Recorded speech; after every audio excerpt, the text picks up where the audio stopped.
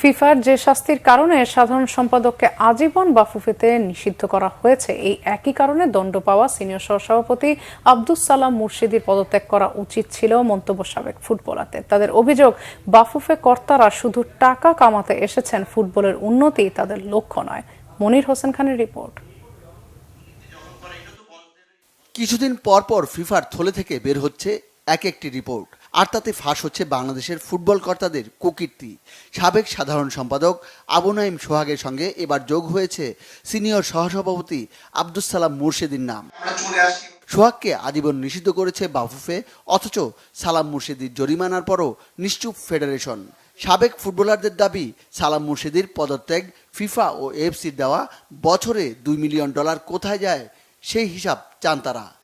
এই দুর্নীতির কারণে যারা স্পেসিফিক্যালি যারা শাস্তিপ্রাপ্ত হয়েছে তাদের উচিত হলো পদত্যাগ করা, নৈতিক কারণে।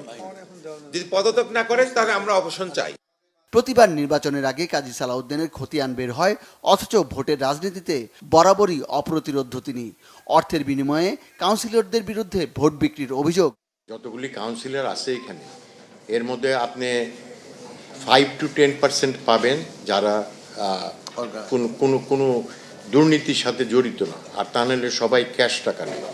ইভেন ময়মনসিং এগ্রিকালচার ইউনিভার্সিটির থেকে যিনি আসতেন, একজন টিচার, উনিও টাকা নেয়। টাকার কাছে আমাদের ফুটবল জিম্মি।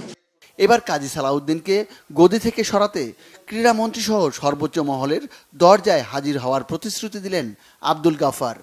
আমি বলতে চাই যে এটা নিয়ে আমরা সর্বোচ্চ জায়গায় আমরা যাব। আমাদের যুব ক্রীড়া মন্ত্রী মহোদয় আছেন, মাননীয় প্রধানমন্ত্রী ভালোবাসে, খারাপও হতে সময় লাগে না। আজকে যদি দেখেন মাননীয় প্রধানমন্ত্রী জিরো টলারেন্স দুর্নীতিতে দেশের আইজিপি, দেশের chief of army staff Aziz সাহেব, বেনজির সাহেবকে কিন্তু ধরেছেন। সাবেক খেলোয়াড়রা মনে করেন, টাকার জোরে ক্রীড়াঙ্গনের বাইরের লোক বাফুফেতে চেয়ার দখল করছে, ফুটবলারদের হাতে দায়িত্ব ছেড়ে দেওয়ার দাবি তাদের। মনির হোসেন খান, বাংলা ভিশন, ঢাকা।